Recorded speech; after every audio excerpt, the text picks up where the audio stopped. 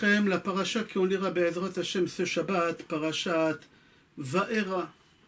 Le cours qu'on a fait hier concernant Shovavim, Shemot Va'era, Bo, Beshalach, Itro et Mishpatim, on peut dire que c'est la suite. Alors si tu peux regarder le cours qu'on a fait hier, c'est bien. Sinon on va faire un petit résumé des cours d'hier pour que tu puisses comprendre la suite de ce cours-là. Alors j'ai lu le premier passouk et le deuxième passouk et la paracha commence. Vaidaber Elohim el Moshe. Vayomer elav ani Adonai. Vaidaber Elohim. Elohim c'est Midat Adin. Akadosh Baruch Hu parle avec Moshe Rabbeinu dur. Vaidaber, il dit pas Vayomer. Elohim c'est Midat Adin. Il finit le passouk. Ani Adonai, Yudke Vavke c'est Midat Arachamim. Alors Akadosh Baruch Hu il commence avec la rigueur deux fois. Et il finit le passouk avec miséricorde. Le passouk d'après, Akadosh Baruch Hu dit à Moshe Rabbeinu Va'era El Avraham, El Yitzhak, El Yaakov, El Shaddai. El Shaddai, c'est un nouveau nom de Hachem maintenant. C'est-à-dire qu'on a trois noms de Hachem. Il y a un Elohim, il y a un Adonai Yudke Vavke et il y a un El Shaddai. El Shaddai. Et on va essayer dans ce cours-là comprendre c'est quoi ce nom-là de Hachem, de El Shaddai. Et on va se baser sur le Ahari Akadosh dans son livre Sefer Alikutim. Ahari Akadosh il dit des choses qui sont de côté caché, du côté de Sod. Ahari Akadosh il dit comme ça.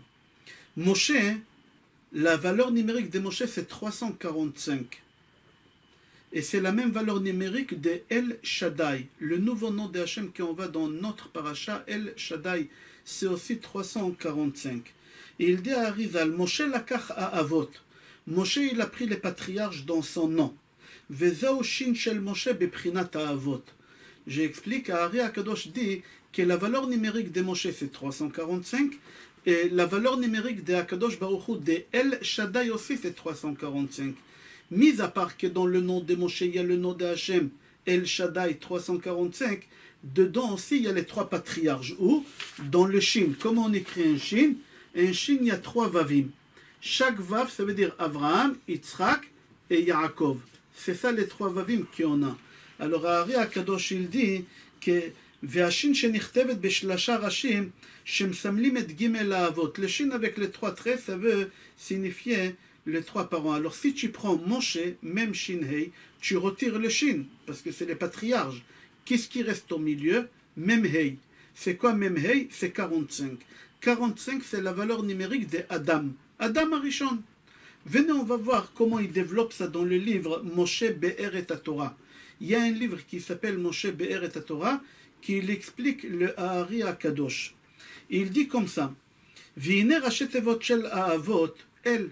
Il dit si tu prends les premières lettres des patriarches, ça fait 31. 31 c'est El.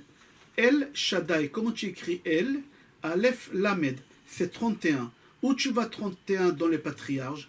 Avraham, c'est 1. Yitzhak, il y a le Aleph, c'est pour ça c'est 1. Yitzhak, c'est 10. Yaakov, c'est 10. Et Israël, c'est 10. Total, c'est 31. Alors il dit que dans El, le chiffre 31, Kadosh Baruch Hu, tu le trouves dans les premières lettres des trois patriarches. Avraham, Aleph, c'est 1. Yitzhak, c'est 10. Yaakov, c'est 10. Et Israël, c'est encore 10. Et il dit, et quand tu prends que Avraham, Yitzhak et Yaakov, sans Israël, le total des trois lettres, ça fait 21. Avraham, c'est 1, Yitzhak, c'est 10, Yaakov, c'est 10, ça fait 21. 21, c'est le nom de Hachem qui est marqué dans la paracha de la semaine dernière. Akadosh Baruch Hu dit la semaine dernière à Moshe Rabbeinu dans le chapitre Gimel, parce que Dalet, Eheye, Asher Eheye. Mon nom à moi c'est Eheye. Comment tu écris Eheye? Aleph c'est 1, Hey c'est 5, Yud c'est 10 et encore Hey, ça fait encore 5. Total ça fait 21. Alors Akadosh Baruch Hu aussi c'est 21. Où tu vas 21? Avraham 1, Yitzhak 10, Yaakov 10, ça fait 21. On continue. Moshe, dans la valeur numérique 345, à l'intérieur, il y a aussi El Shaddai, les deux en même temps. Veshin keneged avot. Et le shin qu'on a expliqué tout à l'heure, c'est les trois patriarche Avraham, Yitzhak et Yaakov. Alors quand tu retires le shin qui est à l'intérieur, il y a Avraham, Yitzhak et Yaakov, il te reste quoi? Il te reste 45 ma. 45 c'est la valeur numérique d'Adam. Jusqu'ici c'est à Rizal que j'ai trouvé dans les livres Moshe Be'er et Torah. Rabbi Tzadok HaKohen Milublin, dans son livre Pri Tzadik, dans chapitre Moadim, il dit qu'il y a une règle. Il faut que tu te rappelles de cette règle-là, elle est pas mal, elle est rapportée aussi dans Gemara, Babakama page Nunhei Amoud Aleph. Là-bas, la Gemara dit, si tu veux savoir chaque lettre hébraïque, sa puissance, va chercher dans la Torah la première fois où elle figure. Et quand tu trouves cette lettre-là dans la Torah, la première fois où elle figure, c'est la puissance. Et c'est pour ça c'est marqué dans Gemara Brachot, chapitre Aroé, Aroé tet bachalom, tov ne'esalo. C'est lui dans son rêve, il rêve de la lettre tet, c'est bien. Pourquoi quand tu vois la lettre tet, c'est bien? Parce que va voir dans la Torah la première fois où c'est marqué la lettre tet. Alors quand tu lis dans la Torah, tu trouves la lettre tet, c'est quand Akadosh Baruch Hu il a dit ki tov, tov, bien. Akadosh Baruch Hu il a utilisé la lettre tet en bien. Alors puisque la lettre tet c'est bien, la première fois dans la Torah, tout le temps la lettre tet, elle est bien.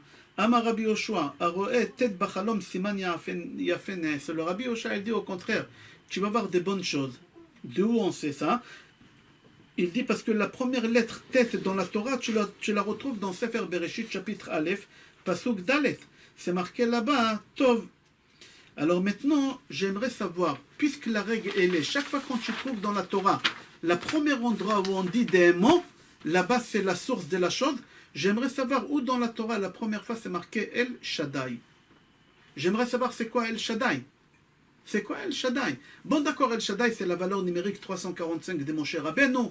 Tout est beau qu'est-ce qu'on a dit jusqu'à maintenant. Mais El Shaddai ça veut dire quoi? J'aimerais savoir dans la Torah où c'est marqué El Shaddai.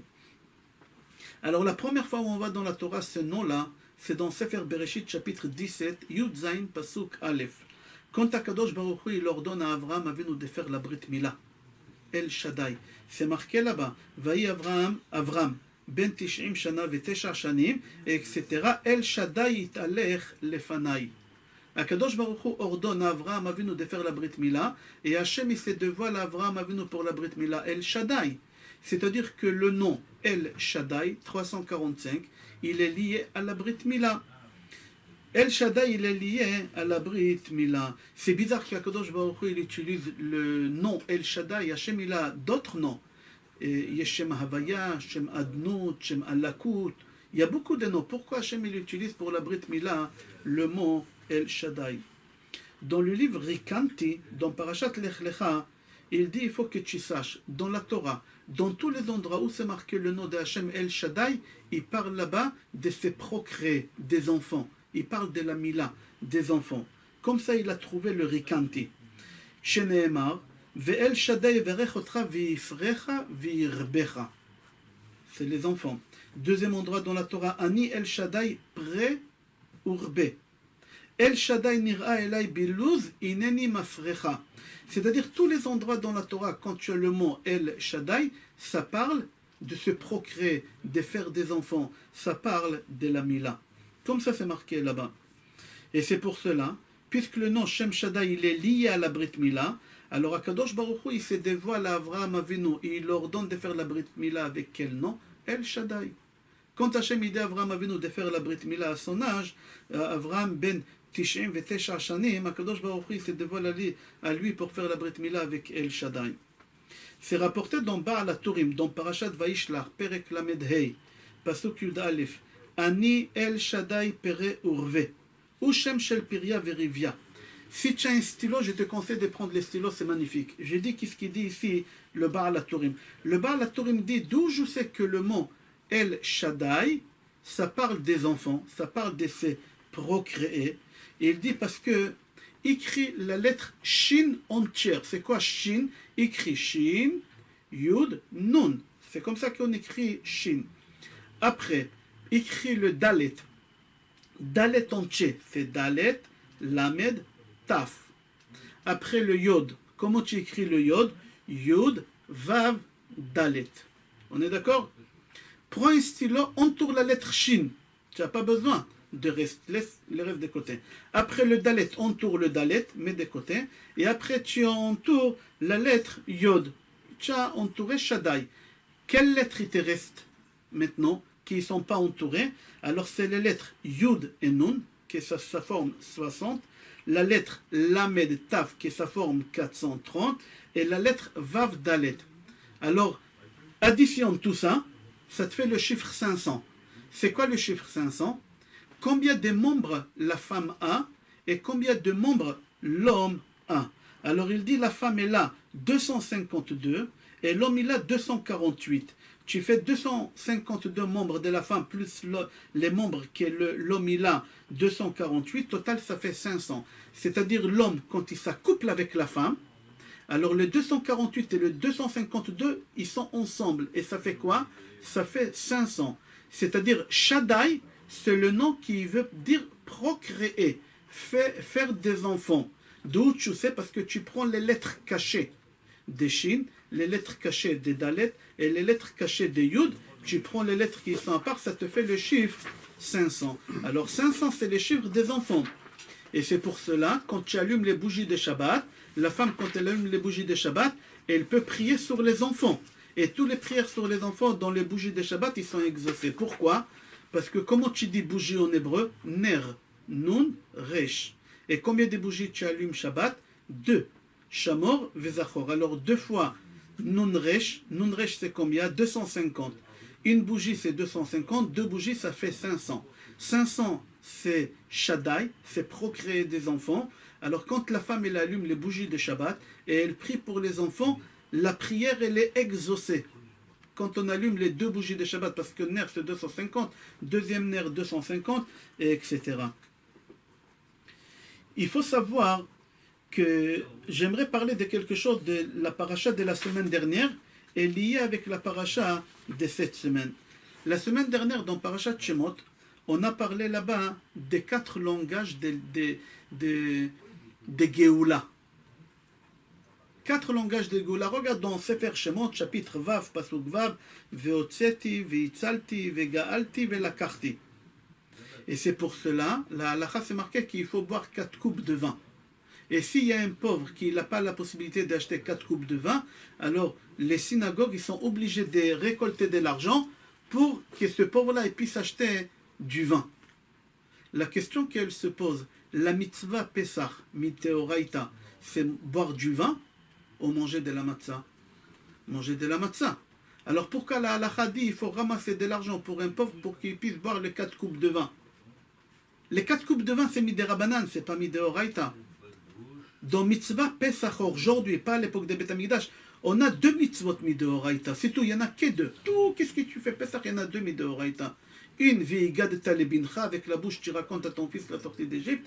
Et la deuxième mitzvah, tu dois manger la matzah. Les 2 avec la bouche. C'est pour ça que ça s'appelle Pesach. Pe, c'est la bouche. Les 2 mitzvot midéoraita, c'est manger, d'accord, et raconter à tes enfants.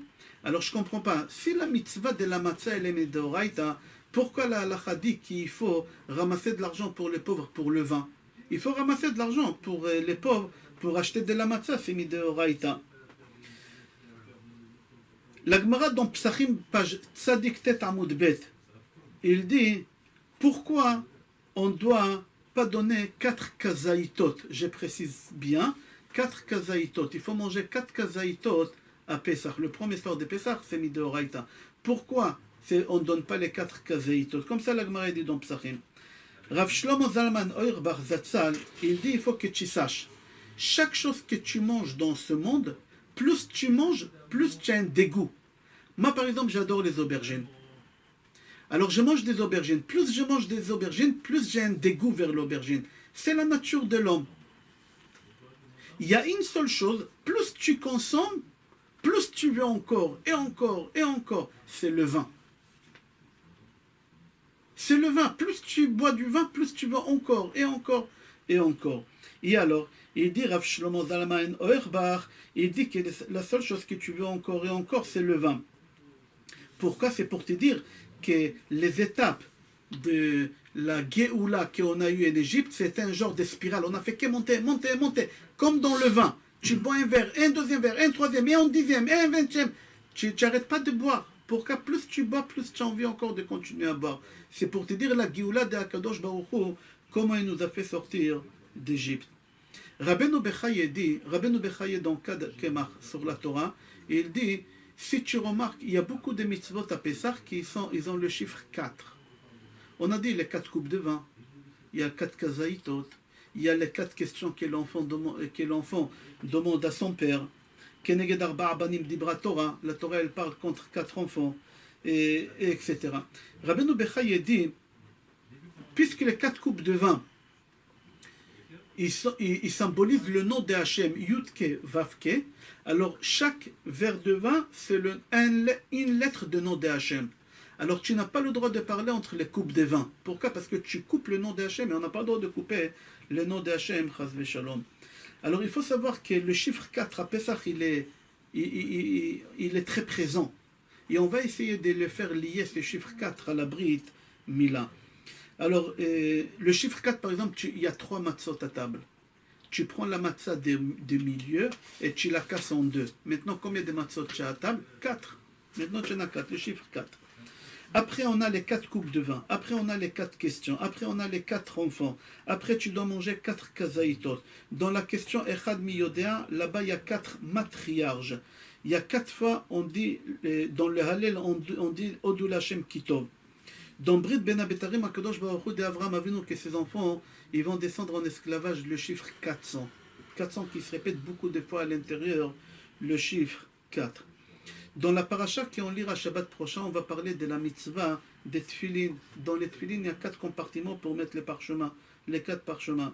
Dans parachat Shlach, il y a la mitzvah des tzitzit, qui est la mitzvah des tzitzit, elle a 4 coins. Elle a 4 coins. C'est-à-dire que le chiffre 4, il figure énormément ici, il est très présent à Pessah. Il faut savoir que nous les Juifs, Akadosh Baruch Hu, quand il a créé Adam Arishon, il a créé en lui tous les neshamot juifs. On était accrochés, comme ça c'est marqué dans le doigt. Il y a des gens qui étaient accrochés à son oreille, il y en a à ses narines, il y en a au cil, au sourcil, il y a à la bouche, il y a à la barbe. Tous les neshamot des Béné Israël, ils étaient accrochés en lui. Il n'avait pas de neshamot d'égoïm. Si Adam Arishon n'aurait pas fauté, on n'aurait pas eu d'égoïm dans le monde. Comme ça c'est marqué dans la Kabbale. Alors puisqu'Adam Arishon, nous on était accrochés en lui, et au moment qu'il a fauté, il a sali, alors il nous a sali en même temps qu'il s'est sali, alors nous on doit réparer la faute d'Adam Arishon. On est là pour réparer la faute d'Adam Arishon. Et le chiffre 4, ça veut dire quoi? Qu'on répare la faute d'Adam Arishon. Pourquoi? Viens, ouvre Chumash Vaikra, dans Parashat Tazria, chapitre Yud Bet, Pasuk Bet, je crois, et chapitre Yud Gimel, Pasuk Aleph, c'est marqué là-bas les choses qu'on doit faire attention. La première chose, Isha ki tazria azera, une femme qu'elle devient, on va dire, impure. Vetam'a shivat yamim qui met nidat davata, elle est nida. Après c'est marqué, ubayom hashmini yemol besar orlato. Après on parle de la Brit Mila. Et après c'est marqué, Adam ki ye beor besaro se eto sapachato ba'eret. Après on parle des lèpres. Si tu vas dans ces psukim là, dans Sefer Vaikra, Parashat Tazria, on parle des Nida, on parle des Brit Mila et on parle des lèpres. Quel rapport avec le cours? Venez, on va avancer, on va voir. Le Or HaChaim HaKadosh, il dit pourquoi ces 3 choses ils sont écrites dans la Torah côte à côte? Nida, Brit Mila et la lèpre. Pourquoi ils sont côte à côte? Alors il répond, il dit pour la simple raison, Adam Arishon, quand il a fauté, il a fait 4 choses de mal. Quand il a fauté. La première chose qu'il a fait, c'est la shonara. Quelle la shonara? Quand le serpent il parle à Chava du mal de Hachem, elle écoute. Elle écoute. Ça s'appelle la shonara. Deuxième faute qu'Adam Arishon il a fait, que le serpent il est venu sur Chava. Comme ça c'est marqué dans Gemara Shabbat page Kuf Memvav. Vayashi'ani va'ochal. Vayashi'ani lashon nesuim. Il avait fait l'adultère. Troisième faute, vol. Akadosh Baruch Hu leur a dit de ne pas manger de cet arbre, et eux ils mangent, ça ne leur appartient pas. Ils ont volé à Hachem. Et quatrième chose, ils ont fait Avodah Zara, comme ça c'est marqué dans Gemara Sanhedrin, page Lametret, qu'il a cru, qu'est-ce qu'il a dit le serpent? Qu'Akadosh Baruch Hu, avant lui, il y a un arbre qui était là, et Hachem il a mangé de l'arbre, il est devenu Dieu. Il n'y a pas une plus grande idolâtrie que ça. Alors il faut savoir, après cette faute-là, ils se sont passés trois choses. La première chose, Adam Arishon, il a reçu la orla. Le prépuce, il a poussé. Akadosh Baruch Hu, il a créé Adam Arishon sans la orla. Et au moment qu'il a péché, la orla, il a poussé. Deuxième chose, la femme, elle a eu Nida. Akadosh Baruch Hu, il a maudit Nida. Et troisième chose, c'est le serpent qu'il a reçu la lèpre. Alors il faut savoir que Bnei Israël, ils étaient envoyés en Égypte, 400 ans d'esclavage en réalité, pour réparer toutes ces erreurs qu'Adam Arishon il a fait. Et c'est lui qui l'a commencé à réparer. On a dit ça dans le cours d'hier. C'était Moshe Rabbeinu. Et au début du cours aussi, on a dit Moshe Rabbeinu. Comment? On a dit Moshe Mem Shin Hei. Le Shin, c'est les Shlosha Avot. Il reste Mem Hei. C'est quoi Mem Hei? Valeur numérique 45. 45, c'est valeur numérique de Adam. Valeur numérique de Adam. Alors Moshe, il est venu réparer Adam Arishon. Adam, il est né et il a été créé circoncis. Moshe, il est né circoncis. Et Adam Arishon, quand il a été créé, il a profité pendant 36 heures de la lumière infinie. Moshe Rabbeinu, il a ramené cette lumière quand il est né. Vaimale abayit kulo or. La maison, elle s'est remplie de lumière. De quelle lumière? D'Adam Arishon. Moshe Rabbeinu, partout où il va, il prend le bâton. D'où il a eu ce bâton-là? On a dit dans les cours d'hier. C'est le bâton qu'Hachem il a créé vendredi avant Shabbat et qu'il a donné à Adam Arishon. Adam Arishon il a donné Chanoch. Chanoch il a donné Shet. Shet il a donné Avraham. Avraham Yitzhak, Yaakov, Yosef. Yosef il est mort par Roy, il lui a pris ça. Yitro il a volé. On a expliqué hier dans le cours. C'est-à-dire que Moshe Rabbeinu, il lâche pas le bâton d'Adam Arishon. Pourquoi il lâche pas le bâton d'Adam Arishon? Parce que Moshe Rabbeinu, pour lui, c'est un pense-bête de faire tikkun à Adam Arishon. Faire tikkun à Adam Arishon. Maintenant, on va comprendre pourquoi dans Parashat Tazria, la question de Or HaChaim HaKadosh, pourquoi Hachem il a écrit dans la Torah côte à côte Nida, Mila et lèpre. Nida, Mila et lèpre. Pourquoi ils sont côte à côte? Alors il répond et il dit pour la simple raison que c'est les trois choses qu'Adam Arishon il a ramené comme mal au monde. Et c'est à nous de les réparer. Adam Arishon il a ramené Orla, comme on a dit, quand il a fauté, alors la Orla il a poussé. Il a ramené le Nida, parce que Chava il a été maudite. Et il a ramené la lèpre, c'est le serpent qui a été maudit. C'est pour ça dans Parashat Tazria, c'est marqué là-bas les trois choses Nida, Mila et Tsarat. Alors quand Akadosh Baruch Hu se dévoile à Moshe Rabbeinu dans le buisson ardent, Akadosh Baruch Hu, il lui donne trois simanim qui montrent au Béni Israël qu'il est venu les faire sauver. C'est quoi les trois simanim? Les serpents, ils se transforment, le bâton, il se transforme en serpent. Akadosh Baruch Hu, après, il lui dit de mettre la main sous la hanche et elle devient lèpre. Et après, Akadosh Baruch Hu lui dit de transformer l'eau en sang. C'est exactement les trois choses qu'Adam Arishon il a ramené au monde et que Bnei Israël ils ont descendu en Égypte pour réparer. Le serpent, ça symbolise la Brit Mila. Alors il aura rendu le bâton en serpent. La deuxième chose qu'il aura fait, qu'il a mis la main et qu'il a fait sortir avec de la lèpre pour leur dire que la faute d'Adam Arishon elle a ramené la lèpre sur le serpent. Et troisième chose c'était, on a expliqué la Mila, on a expliqué, et maintenant c'est Nida. Nida il a pris de l'eau, il a transformé en sang. C'est des codes, les codes que Bnei Israël ils ont compris que c'est pour ces codes-là ils ont descendu en Égypte pour réparer la faute d'Adam Arishon.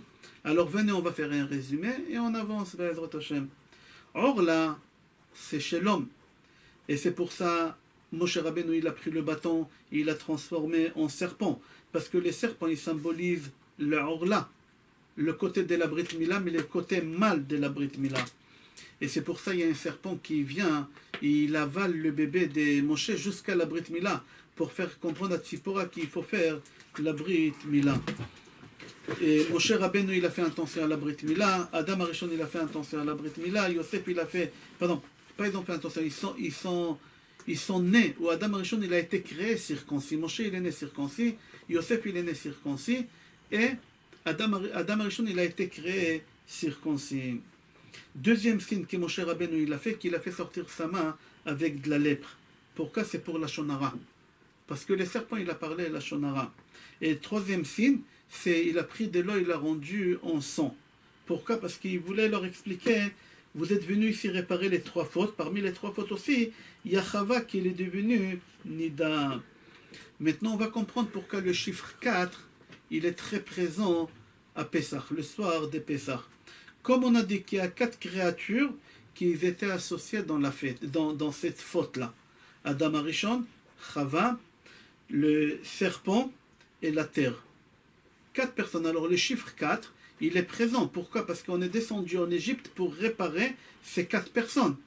Alors, puisqu'on est descendu en Égypte pour réparer ces 4 personnes, et on est sorti d'Égypte à Pessah, alors c'est pour ça le soir de Pessah, on a le chiffre 4 qui est très présent. Il faut savoir qu'Adam, l'homme, nous aujourd'hui l'homme,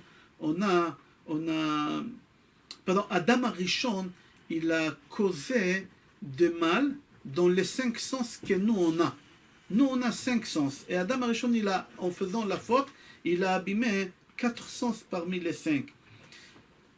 Tout d'abord le toucher, le sens de toucher. Et le sens de voir, d'accord, c'est marqué et Aïcha Kitov Haaretz, le sens d'écouter, Vele Adam Amar Kishamata Lekol Ishtecha, et le sens de goût. C'est les 4 sens qu'on a abîmés. Le sens de l'odorat, Adam Arishon, il n'a pas abîmé. Alors le Sfat Emet, il dit, et c'est pour cela quand tu attrapes le verre de Kiddush, que ce soit Pessah ou que ce soit pendant toute l'année, quand tu attrapes les verres de Kiddush, tu es en train de réparer les 4 sens que Adam Arishon il a abîmé, que c'est pour ça qu'on est parti en Égypte pour réparer. Quand tu attrapes le verre de Kiddush, c'est le toucher. Quand tu regardes le vin, quand tu fais la bracha, tu répares le sens de voir. Quand tu fais la bracha à voix haute et tu écoutes la bracha, c'est le sens d'écouter. Et quand tu goûtes le vin, c'est le sens de goût avec la bouche. Alors nous, on répare, c'est-à-dire toute la raison pourquoi on est descendu en Égypte, c'était pour réparer les erreurs qu'Adam Arishon il a fait, les fautes d'Adam Arishon. Alors Moshe Rabbeinu, pour prouver au Bnei Israël qu'il est venu réparer les fautes d'Adam Arishon, alors Moshe Rabbeinu il vient et il leur fait ces simanim. Et dans le nom de Moshe Rabbeinu, il y a El Shaddai. Et dedans à l'intérieur, il y a aussi les 3 patriarches, comme on a expliqué au début du cours. On va continuer Be'ezrat Hashem, ces cours, on le finira demain Be'ezrat Hashem. Kol Tov.